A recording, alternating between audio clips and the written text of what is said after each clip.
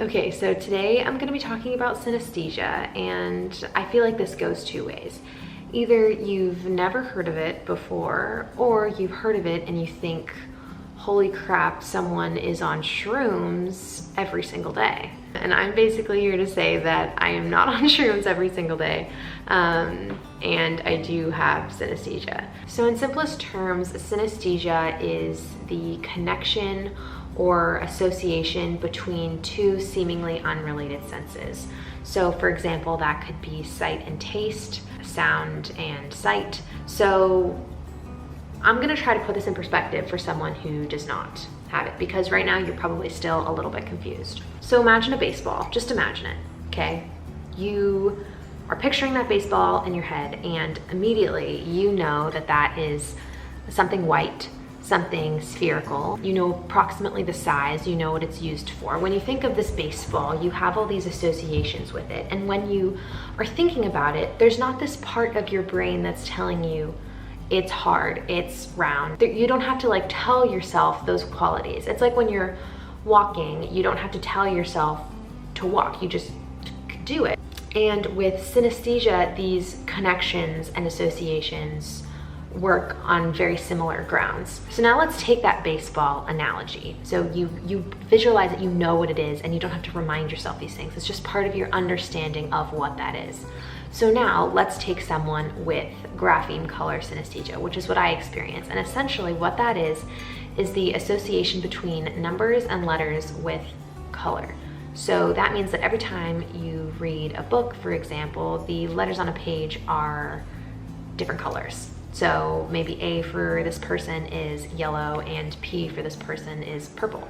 So anytime they see the letter P on a page, it actually looks purple to them. And I'm telling you that that is very possible, and the best way that I can explain that to you is when I think of the letter A, it is yellow.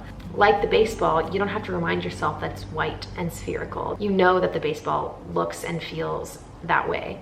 With the letter A, it's not like I have to remind myself that it's yellow, it's that I know it's yellow. So when some people were to tell me like, no, it's pink, I would be like, you are blatantly incorrect. Like it's not, it's just like an understanding, like it's an instinct, you feel it and you know it. Something else about grapheme color synesthesia that I think people are extremely misled by, either in the research that they read or the videos they watch, is when you read the words on a page, for example, you don't actually see them. Like your visual stimulus is not actually perceiving them, the letters, as purple. When I'm reading a book and you show me the page, my brain doesn't swap out the color of black to purple. It's not like I don't know what color the words are on the page. Like they are literally black, and I can obviously see that with my eyes. It's not like there's not a physical substitution happening. It's not like my eyes literally can't see the color black. That's not how it's working. So when the word goes from the page to my brain, there's a mental component that changes the color of the letters. So when I'm reading the word, I see that it's black, but I understand that it's made up of these colors. So let's take the word and. In my visual mental understanding, A is yellow, N is purple, and D is blue. So when I read the word and on a page, I know that it's black, but I understand that the colors present are yellow, purple, and blue. Do you see what I mean? What else? Some people can hear tastes or taste sounds. It goes both ways, a lot of different directions, and it's absolutely incredible. And unfortunately, the research on this topic is lacking. And I actually have a website, and on this website, I basically write up different theoretical papers, frameworks, whatever it is, on certain experiences that either I have or I observe. And synesthesia, I think, is a really unique one, because a lot of the times the scientific framework setup is from the perspective of someone who is trying to learn about synesthesia rather than from someone who experiences synesthesia. And I think something really valuable in the scientific world could be asking individuals who experience these changes what they wonder about themselves or weird things that they experience. Because yes, you are implementing a bias there, absolutely, and I am not blind to that.